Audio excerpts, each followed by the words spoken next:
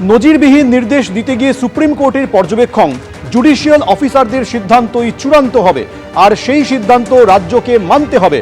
হাইকোর্টে প্রধান বিচারপতিকে ডিস্ট্রিক্ট জজ এবং অ্যাডিশনাল ডিস্ট্রিক্ট জজ নিয়োগের নির্দেশ দিয়েছে সর্বোচ্চ আদালত। জুডিশিয়াল অফিসারদের পরামর্শ দেবেন অবসরপ্রাপ্ত বিচারপতিরা। জুডিশিয়াল অফিসারদের নির্দেশই চূড়ান্ত বলে বিবেচিত হবে জানিয়েছে সর্বোচ্চ আদালত। লজিক্যাল ডিসক্রিপেন্সি নিয়ে শুনানি করে সিদ্ধান্ত নেবে বিচার বিভাগ। জুডিশিয়াল অফিসারদের নির্দেশ সুপ্রিম কোর্টের নির্দেশ বলেই মানতে হবে এবং রাজ্যকে তা অবিলম্বে মানতে হবে, নির্দেশ দেশের প্রধান বিচারপতি।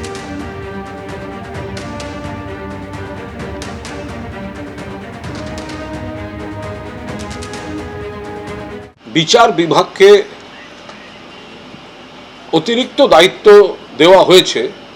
এটা একটা বাংলার মানুষের এই ভোটাধিকার রক্ষার লড়াইতে এটা একটা ঐতিহাসিক জয়, হিউজ ভিক্টরি।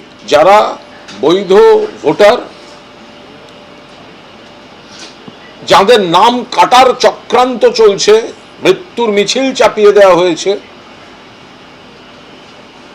হ্যারাসমেন্ট করা হচ্ছে, বয়স্ক থেকে অসুস্থকে এনে লাইনে দাঁড় করানো হচ্ছে এবং তারপর লজিক্যাল ডিসক্রিপেন্সির নাম করে একের পর এক লোককে ডেকে নিয়ে যাওয়া হচ্ছে, লাইনে দাঁড় করিয়ে দেওয়া হচ্ছে। প্রসেসে লজিক্যাল ডিসক্রিপেন্সি, অন্যান্য ক্লেম, অবজেকশন যা নথি আছে সেগুলো বিচার বিভাগ এবং কলকাতা হাইকোর্টের প্রধান বিচারপতি যাদের দায়িত্ব দেবেন সেই জুডিশিয়াল অফিসাররা খতিয়ে দেখবেন। এটা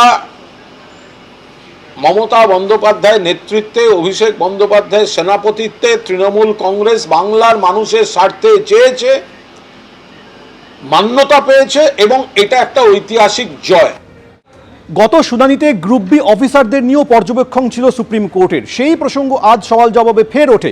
সুপ্রিম কোর্ট জানতে চায় গ্রুপ বি অফিসারদের কি অবস্থা, জানতে চান সুপ্রিম কোর্টের প্রধান বিচারপতি। রাজ্য 8,500 গ্রুপ বি অফিসার দিয়েছে জানান রাজ্যের তরফে আইনজীবী কপিল সিব্বল।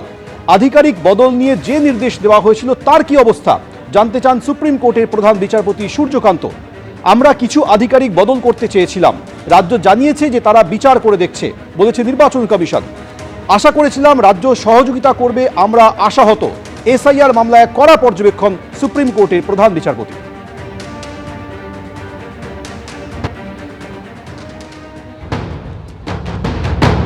সুপ্রিম কোর্ট তো স্পষ্ট বলেছে তার অবজারভেশনে যে ক্লাস এ অফিসার কেন দেয়া হয়নি এবং এটা ইচ্ছে করে করা হচ্ছে, কারণ এই ক্লাস এ বাংলাভাষী বাঙালি অফিসার দিলে পরে তারা বাংলা বুঝতে পারতেন, বাংলা পড়তে পারতেন, কথা বলতে পারতেন বাংলায়।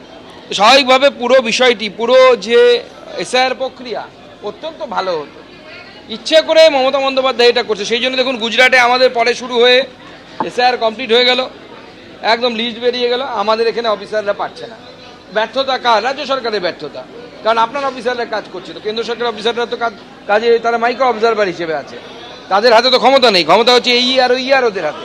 তারা সবাই রাজ্য সরকারি কর্মচারী, তাহলে এত ইনএফিসিয়েন্সি কেন? এসআইআর মামলায় বেনজির নির্দেশ সুপ্রিম কোর্টের, রাজ্যের বিচার বিভাগকে অংশগ্রহণের নির্দেশ। সুপ্রিম কোর্ট আজ যে নির্দেশ দিয়েছে তাতে বলেছে যে জুডিশিয়াল অফিসাররাই চূড়ান্ত সিদ্ধান্ত নেবেন এবং তারা পরামর্শ নিতে পারবেন অবসরপ্রাপ্ত বিচারপতিদের কাছ থেকে এবং এই জুডিশিয়াল অফিসারদের সিদ্ধান্তই চূড়ান্ত বলে বিবেচিত হবে। জুডিশিয়াল অফিসারদের নির্দেশ সুপ্রিম কোর্টের নির্দেশ বলেই মানতে হবে, রাজ্যকে অবিলম্বে এটা মানতে হবে, নির্দেশ দেশের প্রধান বিচারপতি।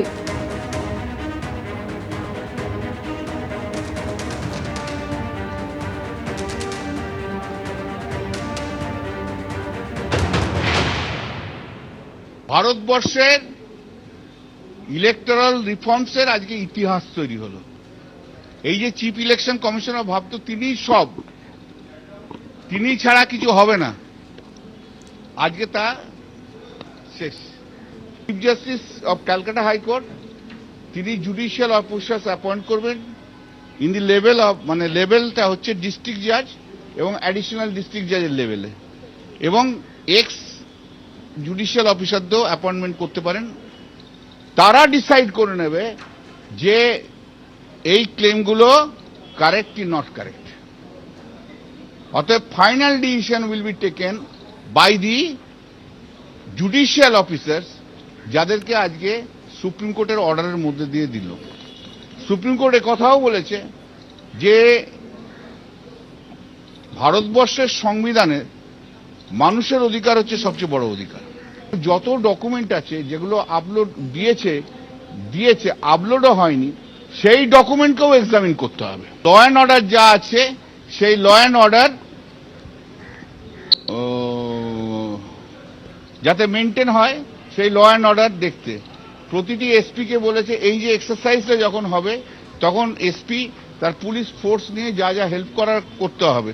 স্টেট গভর্নমেন্টকে সমস্ত ইনফ্রাস্ট্রাকচার দিতে হবে, যেখানে যেখানে এই এক্সারসাইজগুলো হবে সেখানে সেই এক্সারসাইজ। এত হইচই হচ্ছে কেন? ডিজিকে যে নির্দেশ দিয়েছিলাম সেটার কি হলো? এসআইআর মামলায় প্রশ্ন সুপ্রিম কোর্টের প্রধান বিচারপতির। হলফনামা দাখিল হয়েছে, জানান কপিল সিব্বল। প্রকাশ্যে হুমকি দেওয়া হচ্ছে, পুলিশ কোনো পদক্ষেপ করছে না। সুপ্রিম কোর্টে অভিযোগ নির্বাচন কমিশনের।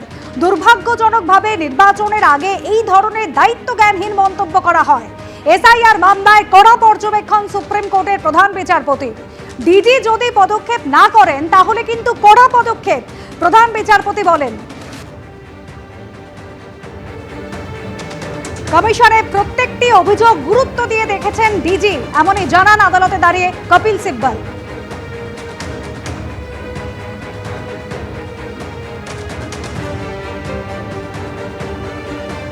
এবিপি আনন্দ, এগিয়ে থাকে, এগিয়ে রাখে।